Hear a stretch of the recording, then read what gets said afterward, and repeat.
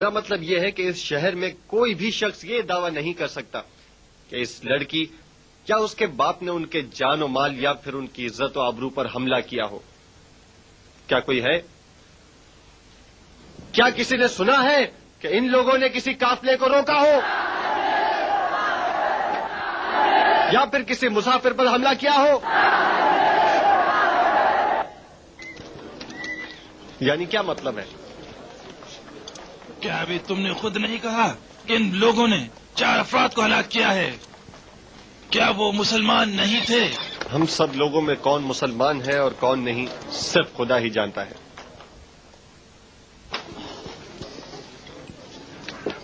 لیکن یہ حقیقت ہے کہ خلف ابن عیسیٰ نے 4 افراد کو قتل کیا ہے، اور اگر وہ زندہ بچ جاتا تو اسے ایک اور شخص کو بھی قتل کر دیتا۔ اور اب میں حاکم سے یہ درخواست کرتا ہوں کہ اس باقی ماندہ شخص کو شہادت دینے کے لیے سب لوگوں کے سامنے پیش کیا جائے تاکہ اس کی گواہی کے مطابق حکم صادر کیا جا سکے۔ حاکم، کیا یہ ممکن ہے؟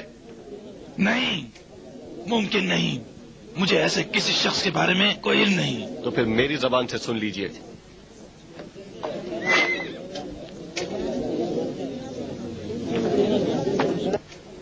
خلف ابن عیسیٰ ایک غریب کسان تھا جو کہ اپنی بیوی اور بچوں کے ساتھ ایک بہت ہی معمولی مکان میں مدینہ کے اطراف کے علاقے میں رہتا تھا۔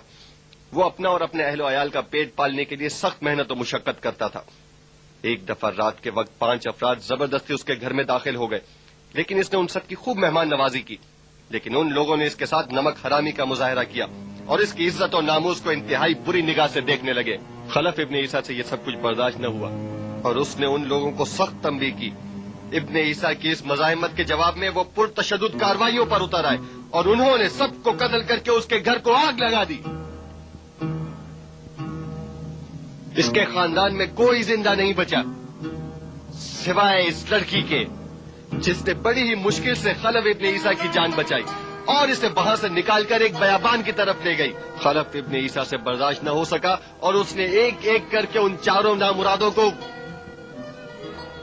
واصل جہنم کر دیا اور آج یہاں پر بالآخر اپنی بھی جان دے دی۔ اس نے اس 5ویں شخص کو بہت تلاش کیا،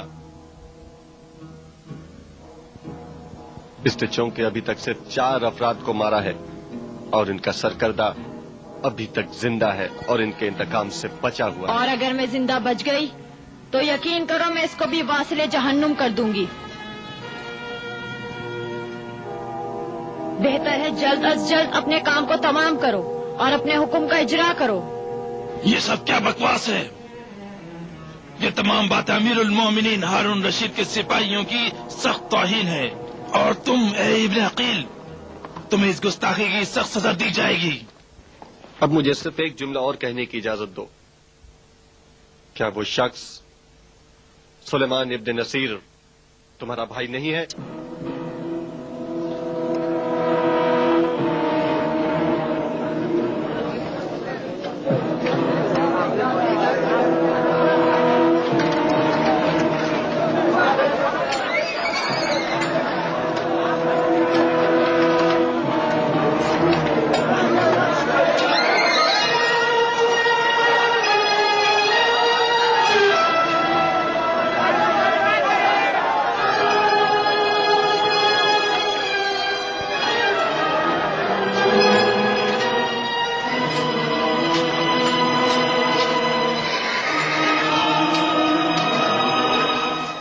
میں اس شہر میں کسی کو نہیں جانتی، کوئی جگہ نہیں ہے، کہاں جاؤں؟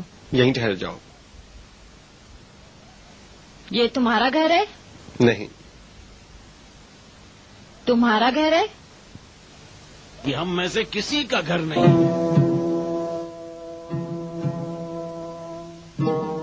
پھر کس کا گھر ہے؟ یہ اس کا گھر ہے جو ہم سب کا نجات دہندہ ہے۔ ہم یہ چاہتے ہیں کہ آپ اس شخص سے پوچھیں کہ یہ کیا چاہتا ہے۔ اس کا نام بکر ابن معتمد ہے۔ یہ آپ کے ولی عہد محمد امین کے قریبی لوگوں میں سے ہے۔ یہ کہتا ہے کہ کوئی پیغام لایا ہے۔